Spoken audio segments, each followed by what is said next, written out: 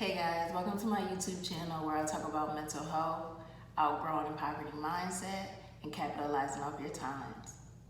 Wait. Nah, they not gonna wanna hear that, sis. You a model. Talk about beauty. All right. Hey y'all, welcome to my YouTube channel where I talk about beauty, inspiration, and Nah. All right. I got it. Hey y'all, welcome to my YouTube channel where I talk about all things beauty, inspiration, and some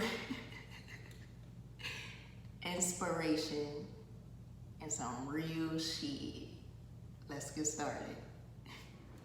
Hey boys and girls, I just want to say if you are new here, make sure you subscribe so you can come back with me every single time. And if you are a regular, I just want to say, you know what's up, you know what's up, hey, you know what's up,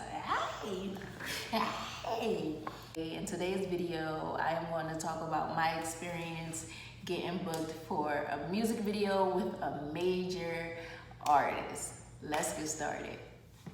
So, was it what I expected? Well, you know, I know what to expect.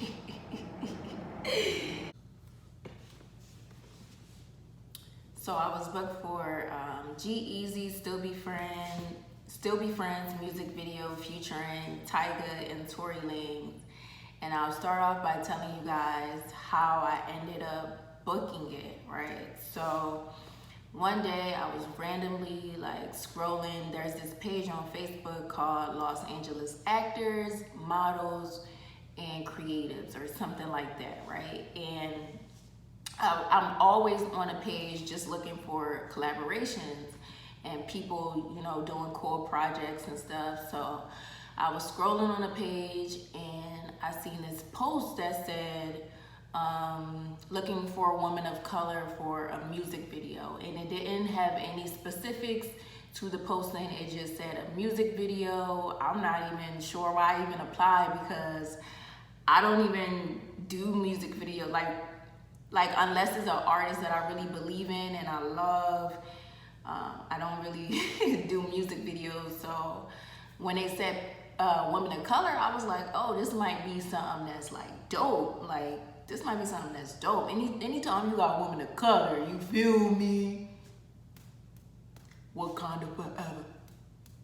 All right, anyway, so I ended up just like posting my picture. Like I ain't even post my Instagram. Well, I posted a picture to a link to my Instagram. But I didn't like put any other details. I didn't put my height. I didn't put my age. I didn't put any of that stuff. I just posted a picture and like days go by and I ended up getting a DM and it was from a photographer. Not gonna say his name, but he basically wrote me and he was like, congratulations, you have been selected to be in G-Eazy featuring Tyga and Tory Lanez Still Be Friends music video. And when I got the DM, I was just looking at it, I'm like,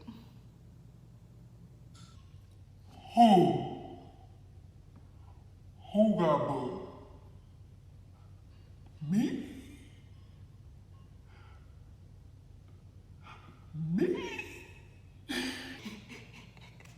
So I'm staring at this DM,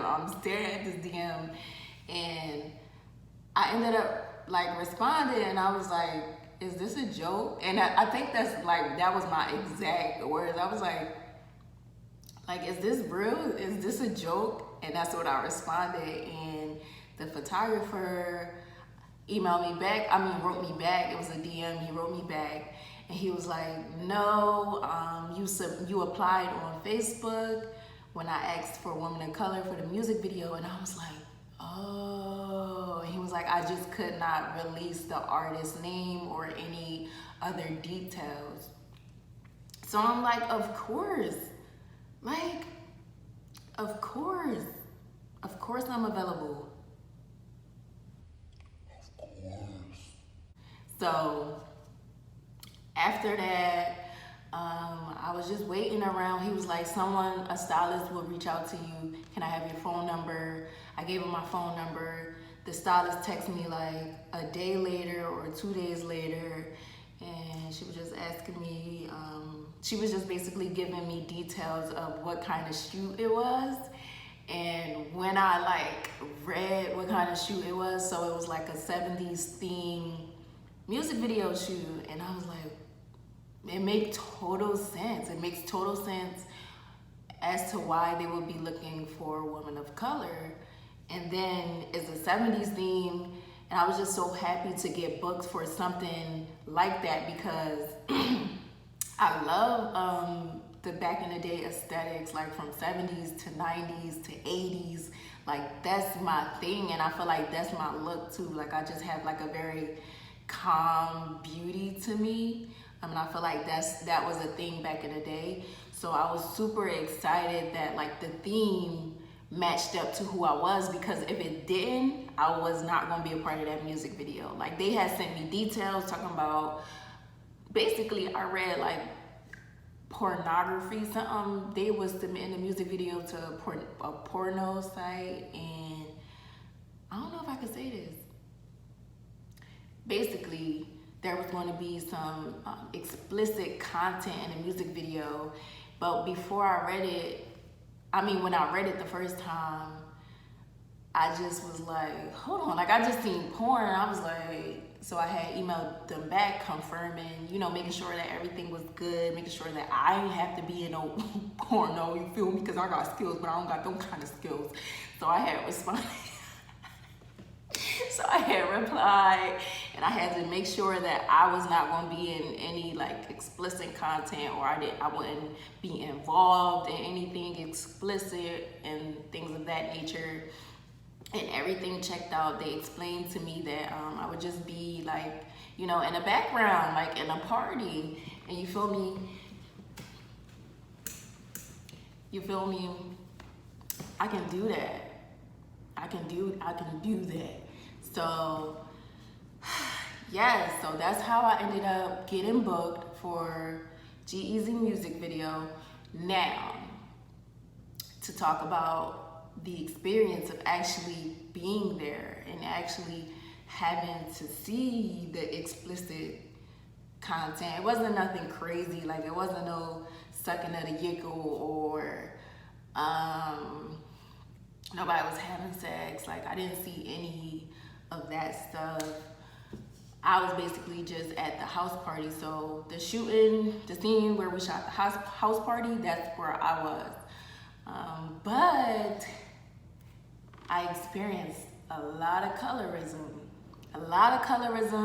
That if I wasn't a strong black young lady, woman, whatever you want to call me, I probably would have went home and cried that night. Like I probably would have went home and like would have felt so guilty and mad at myself for going to that shoot, right? And like probably would have cried under my pillow for how the black girls, the women of color, were treated at that shoot.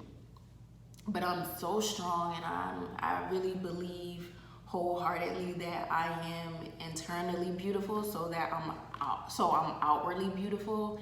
So it really didn't like impact me how it was impacting like other women, and I was looking and I was hearing things, and I was just like looking at the reactions of the girls that I was with, and it was sad. But I was just like, yo, like for me, I was like, this is the industry that I'm in. Like I was accepting that, and I was like, all right, you're gonna have to have tough skin. So as I was there, I was just coaching myself, because it wasn't the first job that I got booked where I was like, the minority, like I was the minority. It wasn't the first job. So I was kind of, I guess I was like prepared for it, so it didn't affect me. But long story short, I'm at this shoot. I'm talking to everybody because that's just how I am. Like I just believe that you just never know who's in a room. So I'm connecting, I'm talking to the girls, and even the girls who were what do you call them? like do that, the girls that do porn. Like, I didn't really, people knew who they were, but I don't watch porn, so I didn't really know who the porn stars, can I call them that? I didn't really know who the porn stars in the room were, but obviously they got booked specifically for that music video, so people, I guess, was aware of who they were. Me, on the other hand, I don't know who starred it. I don't know. But yeah, so as we are shooting, we're doing a music video, a manager of one of the artists basically kept saying that he wanted all the pretty girls in the front, right? So we're shooting, we got Tyga, Tory in the front, you know, they doing their thing, they doing what they supposed to do as artists. And one of the managers was like, no, he kept saying, we only want the pretty girls in the front. And he kept pulling, like, you know, the white girls, other races, lighter skin, but majority of was like, you know, the European, I'm trying to find out what to call them, but the European woman to the front. And anytime, like, I was standing next to like a dark-skinned woman, right? A dark-skinned girl. And every time she kind of like tried to make her way to the front, he would be like, yo, we only want the attractive women. We only want the pretty girls in the front, And mind you, this manager was African-American. He was a black guy, right? So it was so hurtful to see that he was like pulling the European woman and saying, we only want the pretty girls in the front. We only want the pretty girls in the front, right? So I'm like pretty close to the artist. I was pretty like at a good distance from like Tyga and Tory Lanez, and I think, and YG was there. YG was like right next to me at certain points throughout the music video. But for him to like have kept saying that, and I'm like right there, I'm right behind the manager that is saying we only want the pretty girls in the front, and I'm just like, I'm confused, because I'm like, I'm pretty, I feel pretty, they call me pretty, and he like, nah, we only want the pretty girls. So that was my experience. It wasn't nothing too crazy other than that. It was like a regular set, a regular booking, but yeah, I just wanted to talk about things that women of color will experience and might experience being in the fashion industry, the modeling industry, being an artist, an actress.